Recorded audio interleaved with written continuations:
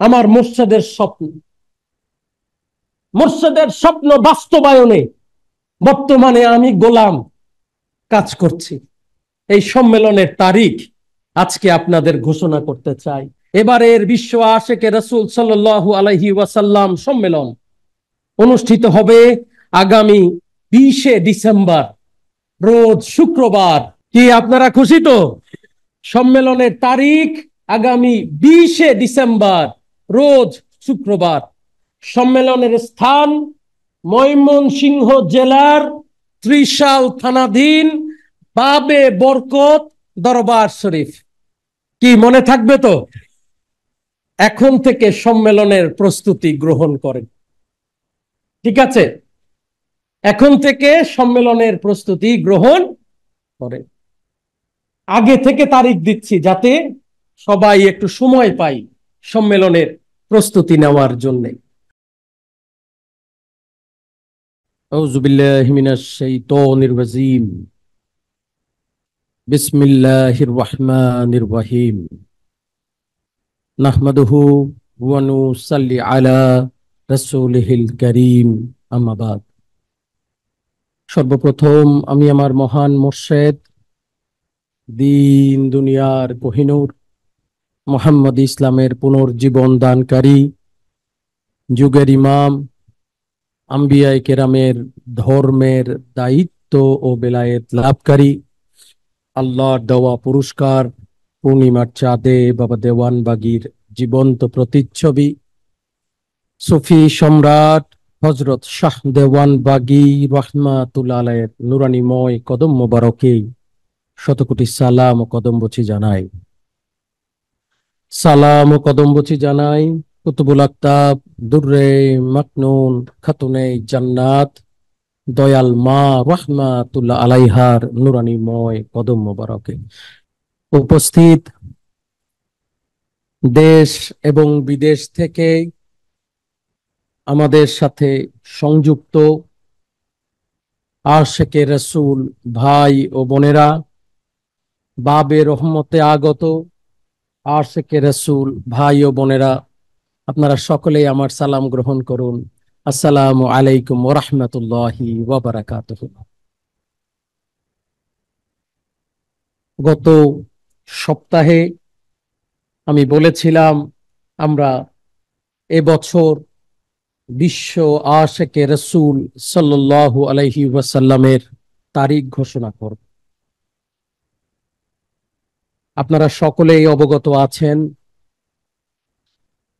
মুর্শিদ কিবলাজানের ওফাত পরবর্তীতে বিগত 2 বছর আমরা মুর্শিদ কিবলাজানের শুভ জন্মদিন স্মরণে বিশ্ব আশেকে রাসূল উদযাপন করেছি।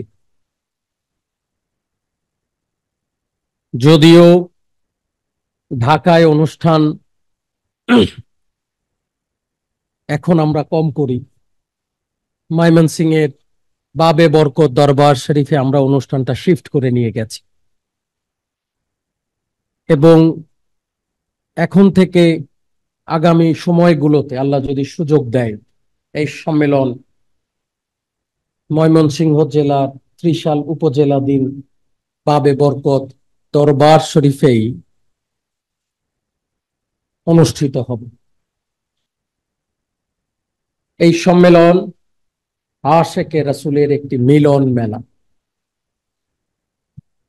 এই সম্মেলন গত 2 বছরে উত্তর লক্ষ লক্ষ আশেকে রাসূল জমায়েত হয়ে একটি বিশাল মিলন মেলার আয়োজন করেছে। বিশ্বের প্রায় 30টির বেশি দেশ থেকে এই সম্মেলনে প্রতিনিধিরা যোগদান করেন। বাংলাদেশের 64 জেলা থেকে শত সহস্র লক্ষাধিক আশেকে রাসূল এই সম্মেলনে আসেন। বছরে একবার, একদিন, এক সময় একসাথে সকল আশেকে রাসূল হাত উঠিয়ে মালিকের কাছে ক্ষমা প্রার্থনা করি, মালিক যেন আমাদের গুনাহগাটাগুলোকে মাফ করে দেন, আমাদের কৃতকর্মগুলোকে মাফ করে দেন, অন্যায় অপরাধগুলোকে মাফ করে দেন। আমার মোর্শেদ তার জীবদ্দশায় তার মোর্শেদ ইমাম শাহ চন্দ্রপুরী রহমাতুল্লাহ আলাইহির শুভ জন্মদিন স্মরণে বিশ্ব আশেকে রাসূল সাল্লাল্লাহু আলাইহি ওয়াসাল্লাম সম্মেলন করেছিলেন। আমি মুর্শেদের ওফাত পরবর্তীতে আমাদের মুর্শেদ শাহ দেওয়ানবাগী রাহমাতুল্লাহ আলাইহির শুভ জন্মদিন স্মরণে এই বিশ্ব আশেকে রাসূল সাল্লাল্লাহু আলাইহি ওয়াসাল্লাম সম্মেলন করছি এবং আশেকে রাসূলেরাও আমার সাথে একাত্ম ঘোষণা করে এই সম্মেলন উদযাপন করে চলেছে। এই সম্মেলন আমাদের একটি মুক্তির বার্তা দেয়। এই সম্মেলন আশেকে রাসূলের জয়গানের একটি বার্তা পৌঁছে দেয়। এই সম্মেলন আমাদের হৃদয়কে পুলকিত করে। এই সম্মেলন আমাদেরকে উৎসাহ দেয়, উদ্দীপনা দেয়, আমাদের আনন্দ দেয়, আমাদের পরিতৃপ্তি দান করে। আমি একা নই, আমার সাথে লক্ষ আশেকে রাসূল, দেশে বিদেশে, দেশি বিদেশি আশেকে রাসূল এক কাতারে দাঁড়িয়ে বাংলা জানুক অথবা না জানুক চিৎকার করে বলে, ক্ষমা চাই আমি তোমার কাছে, ওগো দয়াল মাওলা, দয়াল খোদা, দয়া করে আমার জীবনের কৃতকর্মগুলোকে মাফ করে দাও। আমার মুর্শেদ কেবলা জান তার জীবদ্দশায় বলতেন, একদিন আসবে আজ যারা আমাকে গালি দিচ্ছে, মন্দ বলছে, অপবাদ অপদস্থ করছে, একদিন আসবে দেখবা আমাকে এক নজর দেখার জন্য হাজার মাইল দূরে বসে আছে, কিন্তু আমাকে দেখা খুঁজে পাচ্ছে না। আজ সম্মেলনের দিকে তাকালে দেখা যায় লক্ষ লক্ষ আশেকে রাসূল এর মনের বাসনা যদি আবার মুর্শেদকে একবার দেখতে পেতা, যদি আবার তার নুরানিময় কদম মুবারক ধরার চুমু খাওয়ার নসিব হতো। এই জোয়ার চলবে, মোহাম্মদ ইসলামের জোয়ার থামার নয়। মোহাম্মদ ইসলামের জোয়ার থামে নাই, থামবে না, এ জোয়ার চলবে। আমি একমাত্র নই, আমার পরে তারপরে তারপরে তারপরে কিয়ামত পর্যন্ত হাল ধরা লোক থাকবে না, জোয়ার চলবে। যেই দিন মালিকের কাছে ক্ষমা চাওয়ার লোক থাকবে না, ওই দিনই কিয়ামত শুরু হয়ে যাবে। যতদিন আশেকরা বেঁচে থাকবে, আশেকের মাসুক মহান রব্বুল আলামিন ততদিন কিয়ামত নাজিল করবেন না, আমাদেরকে ক্ষমার দরজা খুলে রাখবেন। আরো সময় দিলাম, মাফ চাও, ক্ষমা চাও, আমার কাছে ক্ষমা চাও, আমি তোমাদেরকে ক্ষমা করে দিব। তাই এই সম্মেলন আমাদের একটি বড় মাধ্যম, যেখানে লক্ষ জনতার, লক্ষ মুসলমান, লক্ষ আশিকে রাসূলের ভিড়ে একসাথে দাঁড়িয়ে নিজের জীবনের কৃতকর্মের জন্য মালিকের কাছে ক্ষমা চেতে পারি, নিজের খারাপির জন্য মালিকের কাছে মাপ চাইতে পারি, নিজের অসুস্থতার জন্য ক্ষমা চাইতে পারি, নিজের অর্থনৈতিক অভাবের জন্য ক্ষমা চাইতে পারি, নিজের সামাজিক সমস্যার কারণে মাপ চাইতে পারি। লক্ষ মানুষের ভিড়ে আমার ডাক না শুনলেও বহু মানুষ আছে সেই সম্মেলনে, তার ডাক মালিক শুনে মালিক তার ওসিলায় আমাকে মাফ করে দিতে পারে। কি বলেন, পারে না পারে না? পারে।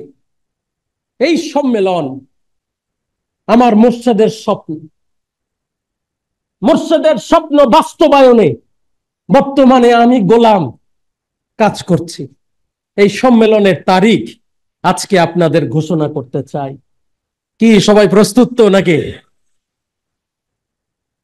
এবার বিশ্ব আশেকে রাসূল সাল্লাল্লাহু আলাইহি ওয়াসাল্লাম সম্মেলন অনুষ্ঠিত হবে, আল্লাহ যদি দয়া করেন। তার দয়া ছাড়া তো সম্ভব না, অবশ্যই আগে মালিকের দয়ার কথা বলছি। যদি মালিক দয়া করে হায়াতে জিন্দেগি দেন, কার কখন ডাক চলে আসবে জানি না, যদি সুযোগ দেন তাহলে মালিকের দয়ায় এবারের বিশ্ব আশেকে রাসূল সাল্লাল্লাহু আলাইহি ওয়াসাল্লাম সম্মেলন অনুষ্ঠিত হবে আগামী 20শে ডিসেম্বর, রোজ শুক্রবার। কি আপনারা খুশি তো? সম্মেলনের তারিখ আগামী 20শে ডিসেম্বর, রোজ শুক্রবার। সম্মেলনের স্থান ময়মনসিংহ জেলার ত্রিশাল থানাধীন বাবে বরকত দরবার শরীফ। কি মনে থাকবে তো? এখন থেকে সম্মেলনের প্রস্তুতি গ্রহণ করেন, ঠিক আছে? এখন থেকে সম্মেলনের প্রস্তুতি গ্রহণ করেন। আগে থেকে তারিখ দিচ্ছি যাতে সবাই একটু সময় পাই সম্মেলনের প্রস্তুতি নেওয়ার জন্য। সম্মেলন আসবে বছর ঘুরে, চেষ্টা করি ডিসেম্বর মাসেই এই সম্মেলন রাখতে, যেহেতু ঠান্ডা থাকবে এবং গ্রামে অনুষ্ঠান। দয়া করে শীতের কাপড়, জায়নামাজ, নামাজ পড়ার জন্যে, নিজেকে রক্ষা করার জন্য যা দরকার, শীতের কাপড়, শীত বস্ত্র, জায়নামাজ, তসবি, টুপি, শালীন ড্রেস, ইসলামিক ড্রেস পরে সবাই সম্মেলনে আসবে। কনকনে ঠান্ডা থাকার সম্ভাবনা আছে, মালিক চাইলে হয়তো একটু কমেও দিতে পারে, কিন্তু আমাদের প্রস্তুতি থাকার দরকার আছে তো? নাই? আছে না নাই? লম্বা মাঠের মধ্যে প্রোগ্রাম, লক্ষ মানুষ আসে, না সামিয়ানা দিতে পারি, না মাথার উপরে ছায়া দিতে পারি, না পায়ের নিচে মাটির নিচে বিছানা দিতে পারি, গরুর খড় বিছিয়ে সম্মেলন করি। কারণ এই লক্ষ লোকের আয়োজনে আসলে কোনো বিছানা দেওয়ার সুযোগ নাই। তাই দয়া করে নিজেদের প্রস্তুতি নিজেরা নিয়ে আসবেন। খুব ভালো হয় যদি দয়া করে জায়নামাজ নিয়ে আসেন, একটু বিশ্রামও করতে পারবেন, নামাজও পড়তে পারবেন। তাই সম্মেলনের প্রস্তুতি এখন থেকে সবাইকে গ্রহণ করার জন্য বিনীতভাবে অনুরোধ করছি। আমি এই বছরের বাকি প্ল্যানগুলো বলছি, চটচট করে বলছি, যেহেতু আজকে একটু দেরি হয়ে গেছে এবং গরমে সবার কষ্ট হচ্ছে, লম্বা আলোচনা করতে চাই না।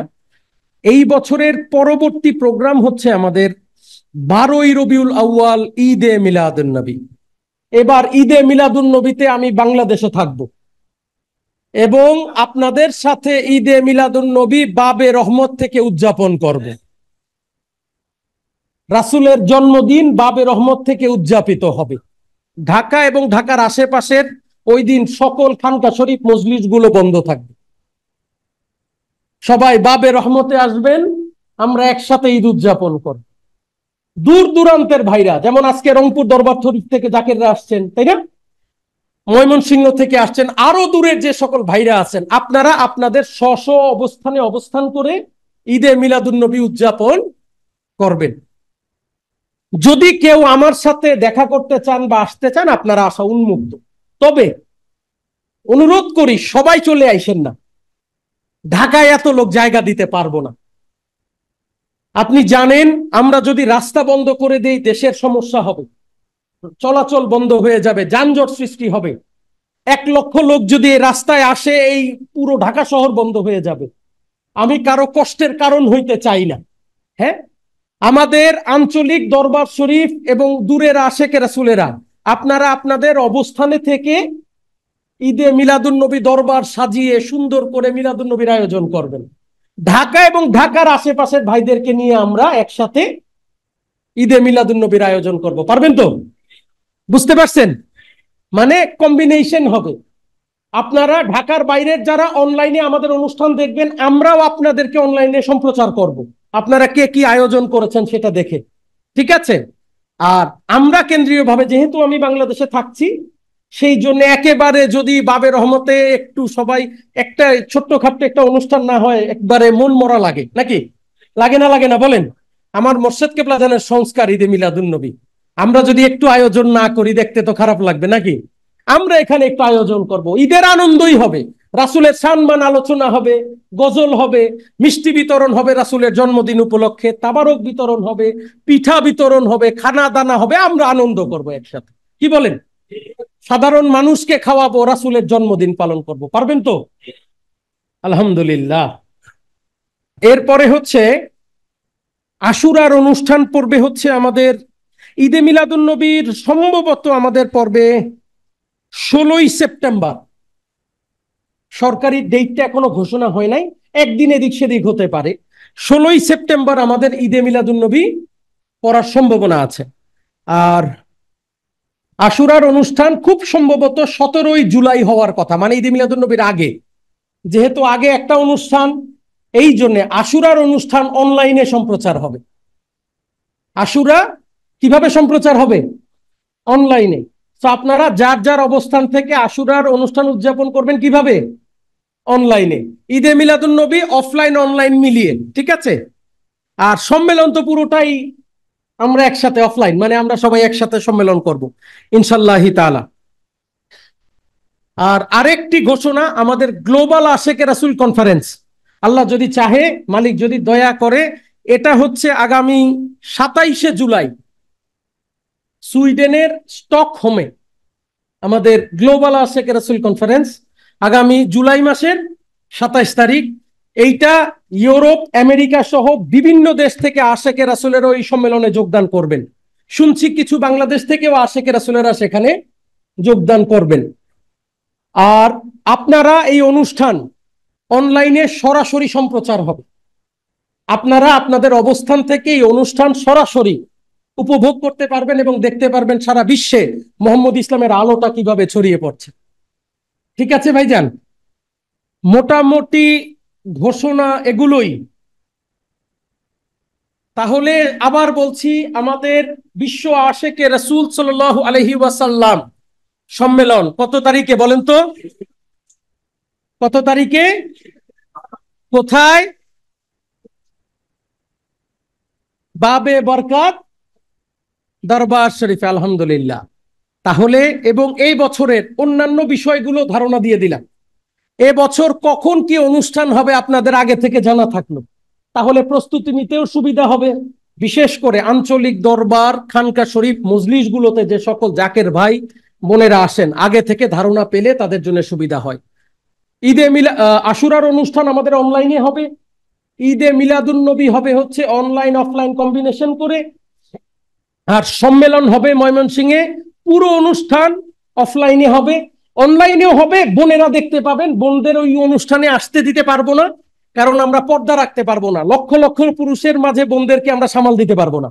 সেই জন্য বোনরা বাসায় বসে সম্মেলন অথবা খানকা বা মজলিসে বসে এই সম্মেলন উপভোগ করার সুযোগ পাবেন ইনশাআল্লাহ তাআলা। ঘোষণাগুলো পাইছেন তো নাকি? আর গতকালকে আসলে আমার স্ত্রীর, অর্থাৎ আমার সহধর্মিনী নাদিয়া খোদার জন্মদিন যায়। জন্মদিনটার সময়টা আসলে আমরা প্লেনেই ছিলাম, মানে তার জন্মদিন যখন শুরু হয় আমরা দুইজনই প্লেনের মধ্যে ট্রাভেল করতেছি। আসলে এই প্রোগ্রামটা এইভাবে করে করার উদ্দেশ্য না, বা এটা পুরুষদের করারও কথা না। জাকের বোনেরা মিলে ওনারা একটু নাদিয়ার জন্মদিন উপলক্ষে একটু কেকের আয়োজন করেছেন, এবং অনেক বোনেরা আসতে চায়। আমি বলেছি ঠিক আছে, যারা আসতে চায় দেখা করে যাবে। কিন্তু এই আসতে চায় দেখা করে যাবে বলতে বলতে আমার ধারণা 4 থেকে 5 হাজার মহিলার বেশি হয়ে গেছে। আমরা দরবার শরীফে জায়গা দিতে পারি নাই। আমরা অলরেডি আমাদের বোনদেরকে কিছু দরবার শরীফে, কিছু আরামবাগ স্কুলে এবং কিছু কি ডিবিএস অডিটোরিয়ামে বসানোর ব্যবস্থা করেছি, জায়গা সংকটের কারণ। কারণ জায়গা দরবার শরীফে নাই। আপনারা দেখতে পাচ্ছেন দরবার শরীফ রিনোভেশনের কাজ চলতেছে। বাবা জানের ওফাতের পরে এবং ওফাতেরও প্রায় 10-15 বছর যাবত দরবার শরীফ রিনোভেট করা হয় নাই। আমি নতুন করে একটু আবার সুন্দর করে রিনোভেট করতেছি, রং টং উঠে গেছে, একটু নতুন আঙ্গিকে দরবার শরীফটাকে সাজাচ্ছি। এই জন্য আপনাদের কাছে আমি করজোরে ক্ষমা প্রার্থী, আপনাদেরকে বসতে দিতে পারি নাই, গরমে কষ্ট হইতেছে, আপনারা ক্ষমা সুন্দর দৃষ্টিতে দেখবেন। আসলে আমার তো জায়গা নাই, আমার মনে অনেক জায়গা আছে, কিন্তু আমাকে বসতে দেওয়ার জায়গা নাই। কই বসতে দেই? রাস্তায় পিচের মধ্যে গরমে কষ্ট করে আপনারা বসছেন, ফ্যান নাই, এসি নাই, সিঁড়ির মধ্যে, ফ্লোরের মধ্যে নামাজের বিছানা নাই, কষ্ট করে বসছেন। আসলে রং চলতেছে দেখে সবকিছু উঠে রাখা হয়েছে যাতে রং করতে পারে, এখন রঙের কাজ চলতেছে। সো আসলে এরকম একটা দিনে আমার বোনেরাও আসছেন, ভাইয়েরাও আসছেন, আমি কোথায় বসতে দিব? আমি আমার স্ত্রীর পক্ষ থেকে এবং আমার পক্ষ থেকে আপনাদের কাছে ক্ষমা প্রার্থী। আপনারা দয়া করে ক্ষমা সুন্দর দৃষ্টিতে দেখবেন, যাতে আমি এই আপনাদের বসার কষ্ট দিয়েছি। আর নাদিয়ার কথা কি বলবো, সঙ্গী হিসেবে মালিকের দয়ায় আমি অনেক আনন্দিত এরকম একজন জীবন সঙ্গী পেয়ে, যিনি আমাকে এই মোহাম্মদ ইসলাম পরিচালনায় ছায়ার মতো পাশে থেকেছেন। আমার আজও মনে আছে সেই দিন, যেই দিন আমার ছোট বাচ্চাটা ভূমিষ্ঠ হবে। তখন আমার স্ত্রী প্রেগনেন্ট। মুর্শেদের ওফাতের পূর্বে করোনাটা যখন শুরু হলো, একেবারে সারা বাংলাদেশে লকডাউন পড়া স্টার্ট হলো, তখন বাবাজানকে একা রেখে আমি যেতে পারছিলাম না। যেহেতু আমার স্ত্রী দ্বৈত নাগরিক, কিন্তু বাংলাদেশের নাগরিকত্ব পরে নিয়েছে, যেহেতু তার বিদেশি নাগরিক, তখনও বাংলাদেশের নাগরিকত্ব সে পায় নাই। বাচ্চাটা বাংলাদেশে যদি ভূমিষ্ঠ হয় তাহলে কাগজপত্র করতে একটু অসুবিধায় পড়তাম, পাসপোর্ট পেতে, কারণ তখনও তার মা বাংলাদেশি ছিল না, সময় লাগত। এবং আমি এখানে টেক কেয়ার করতে পারছিলাম না, কারণ আমি আর আমার স্ত্রী বাসায় একা। দৌড়ঝাঁপ করে আমি তো সারাদিন তরিকার জন্য ব্যস্ত থাকি। 6 মাস প্রেগনেন্ট অবস্থায় তাকে টেক কেয়ার করার মতো ক্ষমতা আমার ছিল না। আমার শ্বশুর বাড়ি লন্ডনে, সবাই লন্ডনে থাকে। আমি তাকে বললাম যে তুমি লন্ডনে চলে যাও, তো সে যাইতে রাজি হলো না, বললো না আমার সাথে যেতে চায়। আমি প্রথমে রাজি হই, ঠিক আছে তোমাকে নিয়েই যাব। এর মধ্যে হঠাৎ করে করোনা লকডাউন পড়ে গেল, ফ্লাইট গুলো ক্যান্সেল হয়ে যেতেছিল, বন্ধ হয়ে যেতেছে, টিকিট পাওয়া যাইতেছে না। প্রত্যেকটা টিকিট 3 গুণ 4 গুণ দাম হয়ে গেছে, কারণ আর 4-5টা ফ্লাইটের পরে বন্ধ হয়ে যাবে। আমি আমার স্ত্রীকে গিয়ে বললাম যে আমার মোর্শেদের এইরকম সময় আমি সাদাওয়ানবাগিকে ছেড়ে যাইতে পারি না। আমি বিয়ের আগেই তাকে বলেছিলাম আমার সবকিছুর আগে আমার মোর্শেদ, তুমি এই শর্তে যদি রাজি থাকো তাহলে বিয়াতে আস, আমার সাথে বিয়ে করো, নাহলে আমার এই বিয়ে করো না। যদি মোর্শেদের প্রয়োজন হয় এই গলা কাটতে পারবো, কোনো সন্দেহ নাই। সে বলেছিল আলহামদুলিল্লাহ। তো তখন আমি বললাম আজকে আমার মোর্শেদের আমাকে প্রয়োজন, আমি তোমার সাথে সফর করতে পারবো না, তুমি এই বাচ্চা নিয়ে একা চলে যাও।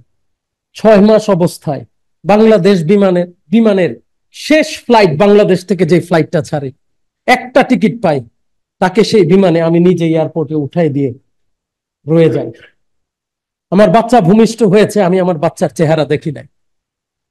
3 মাস পরে সে বাচ্চাকে নিয়ে ট্রাভেল করে বাংলাদেশে আসে। আমি আমার মোর্শেদের পাহারায়, মোর্শেদের বাড়ির দারোয়ান হয়ে সেই সময় রয়ে গিয়েছিলাম। উনি একা এই বাচ্চা সেখানে কষ্ট করে স্ট্রাগল করে ভূমিষ্ঠ করে। এবং এই যে 6 মাস আমাকে ছাড়া সে বিদেশে থাকলেন, এই 6 মাসে কোনোদিন কমপ্লেন করে নাই যে তুমি তো আসলা না এই বাচ্চাটা দেখ। আমাকে ফোন করে প্রথম কথা জিজ্ঞাসা করেছে বাবা জান কেমন আছে, বলে নাই তুমি কেমন আছো। সঙ্গী যদি তরিকায় সাপোর্ট না দেয়, যাদের স্ত্রী তরিকায় করে না বা সাপোর্ট দেয় না, তাদেরকে জিজ্ঞাসা করে দেখেন তাদের কষ্ট কেমন। সঙ্গী যদি তরিকায় সাপোর্ট না দেয় তাহলে তরিকাটা অনেক কঠিন। এরপরে যখন তাহমিনার ঘটনা হইল, আপনারা সবাই জানেন, বাবাজান তাকে ডেকে নিলেন। বাবাজান খুব পছন্দ করতেন।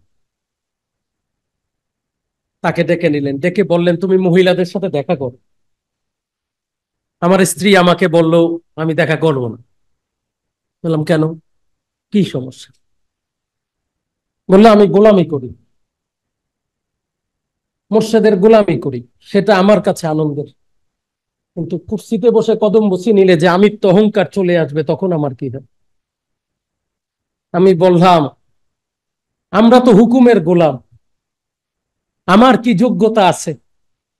আমার যোগ্যতা তো আমার মোর্শেদের হুকুম।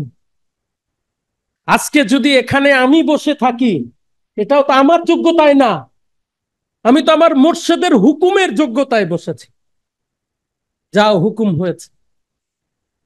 সেই থেকে উনি তরিকায় যুক্ত হইলেন এবং তরিকায় এখনো কাজ করে। মোর্শেদের ওফাতের পরবর্তীতে বোনদের একটা বড় মুসিবত এসে দাঁড়াইলো। কি করব, বোনরা লক্ষ লক্ষ আশেক রাসূল বোন। এখন সে রেগুলার বোনদের সাথে দেখা করেন এবং বোনদের সুবিধা অসুবিধা শুনেন এবং চেষ্টা করছেন বোনদের হালটাকে ধরে রাখার জন্য। তবে আপনাদের কাছে অনুরোধ করি, মনে রাখবেন আমরা সবাই গোলাম, মালিকের গোলাম। আল্লাহ আমাদেরকে জগতে পাঠিয়েছেন তার বান্দা বা দাস রূপে। আল্লাহ আমাদেরকে জগতে পাঠিয়েছেন তার বান্দা বা দাস রূপে। আমরা গোলাম। আমাদের কাজ একটা, নামাজ রোজা হজ জাকাত অনেক পরে, আল্লাহর সন্তুষ্টি অর্জন করা আমাদের প্রধান কাজ। কি কাজ? কি কাজ? মালিকের সন্তুষ্টি অর্জন করা। এই সন্তুষ্টি অর্জন করতে গিয়ে নামাজ আসছে নাকি, রোজা আসছে, হজ আসছে, জাকাত আসছে, সৎকর্ম আসছে নাকি, কিন্তু মূল টার্গেট কি? আল্লাহর সন্তুষ্টি অর্জন করা। তাই আমিও গোলাম, আপনিও গোলাম। হয়তো আমাকে মালিক দয়া করে আমার মুর্শিদের কদমে থাকার কারণে, আমাকে মালিক দয়া করে শাহদাওয়ানবাগীর কদমে তার স্কুলে পড়ার কারণে কিছু বিদ্যা অর্জন করতে পারছি। আপনি আমাকে শিক্ষক বলেন, ইমাম বলেন, আমার কোনো সমস্যা নাই। তার চেয়ে বেশি কিছু না। তার চেয়ে বেশি কিছু বলে আমাকে তোষামত করে কোনো লাভ নাই। আপনার এই তোষামতের ঠেলায় লাস্টে আমার তওবা পড়তে হয়। নামাজের বিছানায় বসে, আল্লাহ যে যা তোষামত করছে তুমি আমারে মাফ করে দাও, কারণ দিন শেষে তো আমিও গোলাম নাকি। হ্যাঁ, তাই আমার স্ত্রীর বেলায় এবং আমার বেলায় দয়া করে কোন রকম তোষামত মূলক শব্দ ব্যবহার করেন, কেউ করেন না। আমরা ভালো আছি। আমি কি আপনার ভাই হইতে পারি না? এর চেয়ে আপন কি জগতে কেউ আছে? হইতে পারি না, পারি না ভাই, পারি না, পারি না বলেন। আপনার বিপদে যখন পড়ছেন বলেন আমি কখনো ছেড়ে গেছি? আমাকে এত ফুলানোর দরকার নাই, মাফ চাই, আমি জোর হাত করে মাফ চাই। আমার যোগ্যতা, আমি গোলাম, আমার শেষ পর্যন্ত আমাকে আমার মালিকের গোলামি করতে দেন। আমাকে অনেক ফুলানোর দরকার নাই, আমাকে অনেক জ্ঞানী ভাবাপন্ন করার দরকার নাই। আমি তার দাস, বাকি জীবন যাতে তার দাস থাকতে পারি, আমাকে সুযোগ দেন। আপনারা ভালোবাসায় অনেক কথা বলেন, আমি বুঝি, কিন্তু মনে রাখবেন আপনার এই ভালোবাসার ঠেলায় যাতে আল্লাহর সাথে শিরক না হয়ে যায়, মালিকের সাথে শিরক না হয়ে যায়, অন্যায় যাতে না হয়ে যায়, অতিরিক্ত অতিরঞ্জিত যাতে কিছু না হয়। দিন শেষে আমাকেও তো 3.5 হাত মাটির নিচেই যাইতে হবে। দিন শেষে আমাকেও তো আমার কর্মের জন্য মালিকের কাছে জবাব দিতে হবে। তাই আমার এগুলোর দরকার নাই। আমি তো বড় ফুলের মালা নিয়ে চলি নাই। দেখছেন কোনোদিন বড় ফুলের মালা চাইছি আপনাদের কাছে? দেখছেন কোনোদিন বড় কিছু আহ্বান করছি আপনার কাছে? এগুলো আমি চাই না। আমি একটু আপনার কাছে চাই আপনি মালিককে ভালোবাসেন। যেই কাজের জন্য আসছি, বহু বছর শিক্ষকতা করছি, জানেন শিক্ষকের মূল্যায়ন কিভাবে হয়? আমি বাংলাদেশের সবচেয়ে বড় শ্রেষ্ঠ শিক্ষক, একটুও তার মূল্যায়ন নাই যদি আমার স্কুলের ছাত্র, যদি আমি পাস, আমার ক্লাসের ছাত্রকে যদি আমি পাস করাইতে না পারি। আমার বড় বড় ডিগ্রি আছে, অথচ দেখা গেল আমার ক্লাসে 40 জন ছাত্র 40 জন ফেল করছে। এই শিক্ষকের কোনো মূল্য আছে? বলেন আছে নাকি? তা আমাকে ডিগ্রি দিয়ে কি লাভ? আমার ছাত্র যদি আল্লাহকে না পায়, এই ডিগ্রি দিয়ে আমি কি করব বলেন? বলেন আমি কি করব? কত বড় সম্মান, কত বড় চেয়ার, কত বড় কুর্সি, কি আছে যায়? গাছতলায় বসি না বেলতলায় বসি, আছে যায় আপনি আল্লাহকে পেলেন কি পেলেন না, এইটাই এই প্রশ্নের জবাব এসে যায়। আপনি মালিকের সন্তুষ্টি অর্জন করতে পারলেন কি পারলেন না, তার জবাবে। যদি পারি, আপনার কাছে যদি শিক্ষা দিয়ে আপনাকে মালিকের সন্তুষ্টি অর্জন করাতে পারি, আমার জীবন সার্থক, মালিক দয়া করে আমাকে মাফ করবেন। আর যদি না পারি, কত বড় কুর্সি, কত বড় খেলা, কিচ্ছু আসা যায়। আমি একটা ফেলতু মার্কা শিক্ষক, ছাত্রকে পাস করাইতে পারি না, এটাই সত্য। যদি আমার কথায় কষ্ট দিয়ে থাকি মাফ করে দেন, কিন্তু আমি স্পষ্টবাদী, ছাত্রকে কখনো তেল দিয়ে শেখানো যায় না, সত্য স্পষ্ট চোখের দিকে তাকিয়ে স্পষ্ট ভাষায় কথা বলতে হয়। তাই দয়া করে আমার প্রশংসা, আমার স্ত্রীর প্রশংসা জরুরি না, মালিকের প্রশংসা জরুরি, মালিকের সন্তুষ্ট জরুরি, মালিকের খুশি জরুরি। নিজের দিকে তাকান, নিজের চরিত্রটার দিকে তাকান। ডাক্তার বলতে পারবে আপনার পেটে ব্যথা, মাথা ব্যথা, শরীরে কি রোগ আছে, কিন্তু আপনার অন্তরে কি রোগ আছে পৃথিবীর কোন ডাক্তার বলতে পারবে? কি বলেন, পারবে নাকি? আপনার অন্তরের রোগ পৃথিবীর কোন ডাক্তার বলতে পারে না, কিন্তু জানেন আপনার অন্তরের রোগ আপনি নিজে বলতে পারেন। জানেন না? জানেন না? হ্যাঁ, কে মিথ্যা কথা বলেন সে জানেন না সে মিথ্যা কথা বলেন? জানেন না? জানেন না? জানেন? কে পরনারীর প্রতি আক্রান্ত সে জানেন না সে পরনারীর প্রতি আক্রান্ত? জানেন? কে জুলুম করেন সে জানেন না সে জুলুম করেন? কে রাগ ক্রোধে আক্রান্ত সে জানেন না সে রাগ ক্রোধে আক্রান্ত? কোন ডাক্তার লাগবে না, আপনি আপনার ডাক্তার। আপনি জানেন আপনার রোগ কি। ডাক্তারের কাছে পেটে ব্যথা হলে দৌড়াইয়া যাইতে হয়, ডাক্তার টেস্ট দেয়, 1000 টাকার টেস্ট করে আপনি একটা রিপোর্ট নিয়ে গেলে ডাক্তার বলে এখানে টিউমার হয়েছে। আর নিজের অন্তরের রোগ জানার জন্য কোনো ডাক্তার লাগে না, 1000 টাকা লাগে না, 10 মিনিট চোখ বন্ধ করে বসে খেয়াল করলে পাওয়া যাবে নিজে কে কে কোন রোগে আক্রান্ত। কি বলেন, সত্য না মিথ্যা? ডাক্তার সেই রোগ বাইর করার পরে আপনাকে ওষুধ দিবে, অ্যান্টিবায়োটিক, যদি কাজ না হয় অপারেশন, লক্ষ টাকার বিষয় নাকি? ভোগান্তি তো আছেই, একটা অপারেশন করলে ভোগান্তি আছে না? ব্যথা থাকবে, কাটবে, হাসপাতাল নিবে, কত কষ্ট নাকি? কোন ওষুধের নাম জানা লাগবে না, একটা ওষুধের নাম, এই রোগের ওষুধ হইল সেইটা। কি জানেন সেই ওষুধ? চোখ বন্ধ করেন, বন্ধ করেন চোখ, বলেন মালিক মাফ করে দাও, ক্ষমা করে দাও, আমাকে তুমি মাফ করে দাও, আমার জীবনের গুনাহগাটা গুলোকে তুমি মাফ করে দাও, আমার জীবনের ভুল বিয়াদবি গুলোকে তুমি মাফ করে দাও, আমার অন্যায় গুলোকে তুমি মাফ করে দাও, আমার অপরাধ গুলোকে তুমি মাফ করে দাও, আমাকে তুমি মাফ করে দাও, বাংলা মাফ করে দাও। চোখ খুলেন, এইটা হইল ওষুধ। কোন ট্যাবলেট, কোন ফার্মাসিতে যাওয়া লাগে না, এই ওষুধ প্রয়োগ করেন, দেখবেন জীবনের গুণাগুলি মাফ হওয়া শুরু করছে। এই ওষুধ প্রয়োগ করেন, দেখবেন আল্লাহ আপনার উপরে সন্তুষ্ট হওয়া শুরু করছে। এই ওষুধ প্রয়োগ করেন, দেখবেন আপনি মালিকের কাছে চলে গেছেন, মালিক আপনার কাছে চলে আসছে।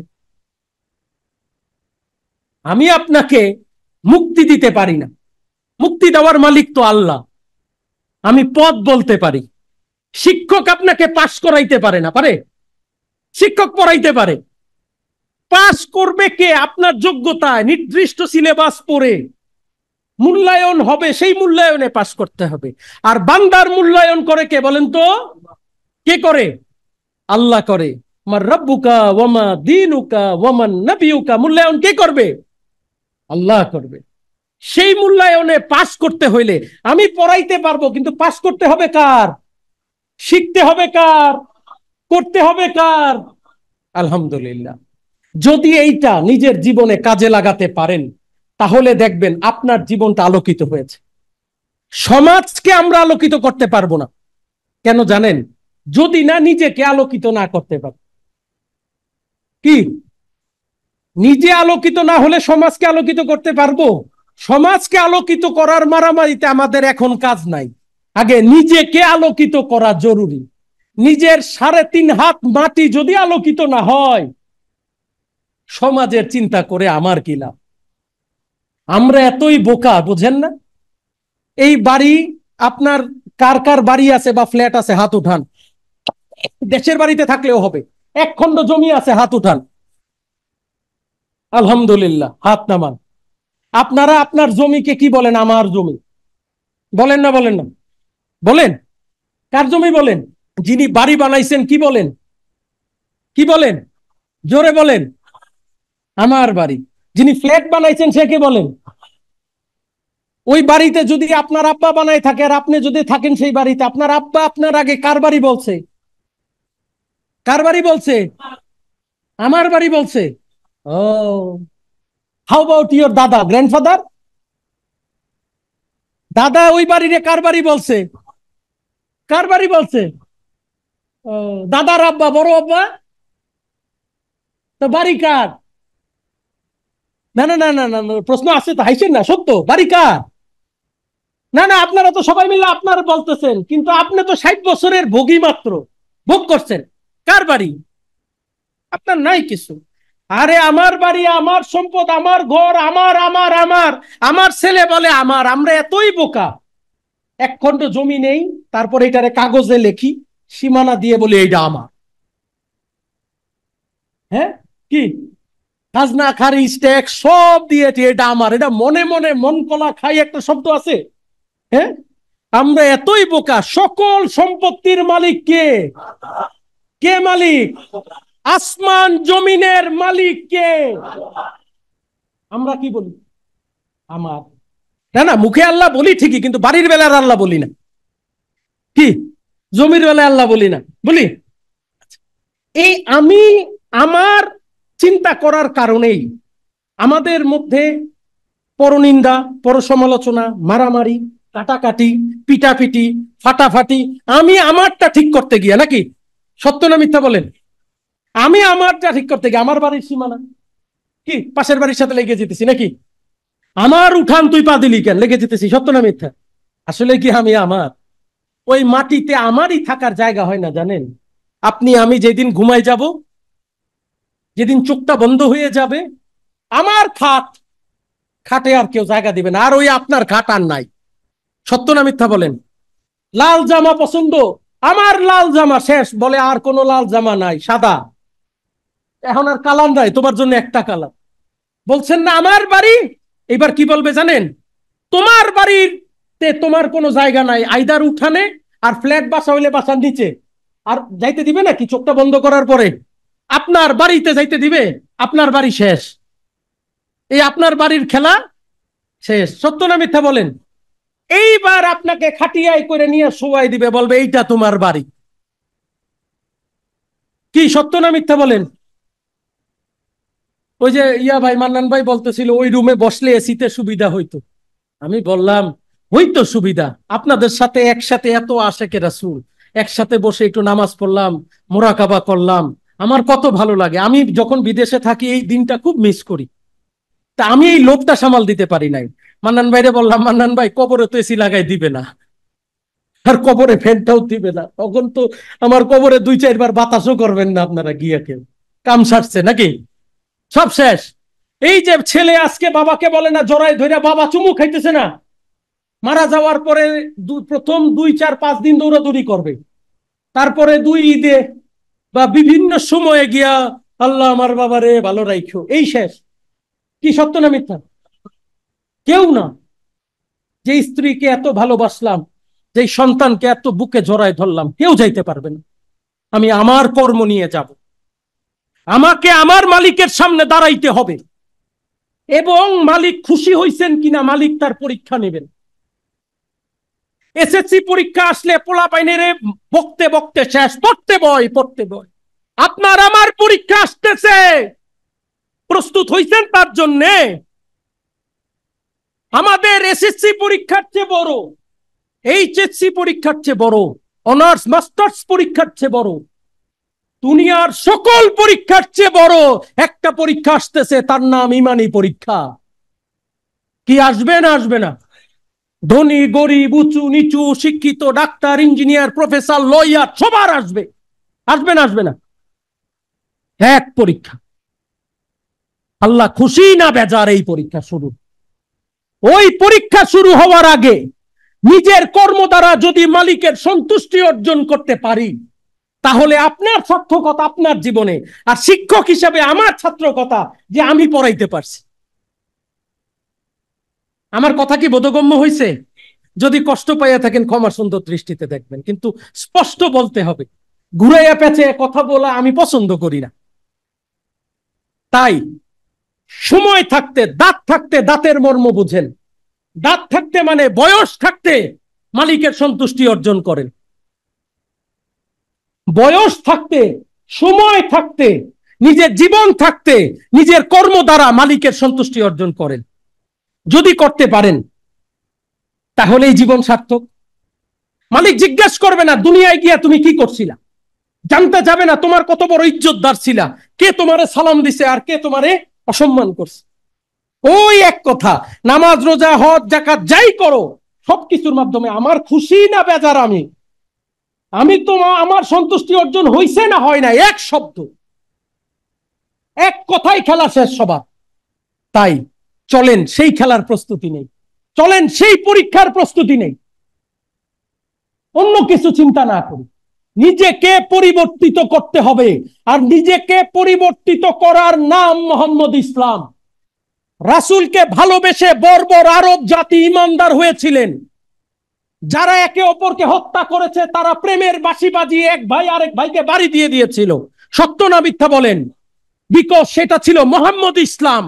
সেখানে হিংসা থাকবে না, বিদ্বেষ থাকবে না, মারামারি থাকবে না, কাটাকাটি থাকবে না, থাকবে আল্লাহকে পাওয়ার তৃষ্ণা, আল্লাহকে পাওয়ার আকাঙ্ক্ষা, আল্লাহকে পাওয়ার ইচ্ছা, মালিককে পাওয়ার চেষ্টা।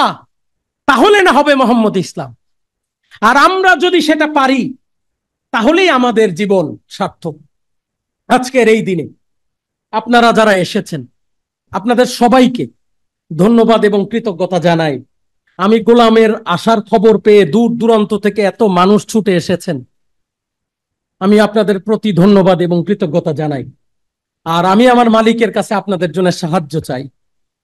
এত কষ্ট করে যারা এসেছেন, মালিক যেন দয়া করে আপনাদের সবাইকে কবুল করে নেন, আপনাদের অন্তরের কুলসতা গুলোকে দূর করে দেন, আপনাদের বিপদ আপদ বালা মুসিবত গুলোকে যাতে দূর করে দেন, আপনাদের অভাব অনটন গুলোকে যাতে মালিক দয়া করে মাফ করে দেন। যারা দুরারোগে আক্রান্ত মালিক যেন তাদের রোগ বালাই গুলোকে মাফ করে দেন। যারা অসুস্থ মালিক যেন তাদেরকে সুস্থতা দান করেন। মালিক যেন সবাইকে কবুল করেন। সবাই বলুন আমি। আপনাদের সকলের সুস্বাস্থ্য এবং দীর্ঘায়ু কামনা করে আমি গোলাম আলোচনা শেষ করছি। আসসালামু আলাইকুম ওয়া রাহমাতুল্লাহি ওয়া বারাকাতুহু।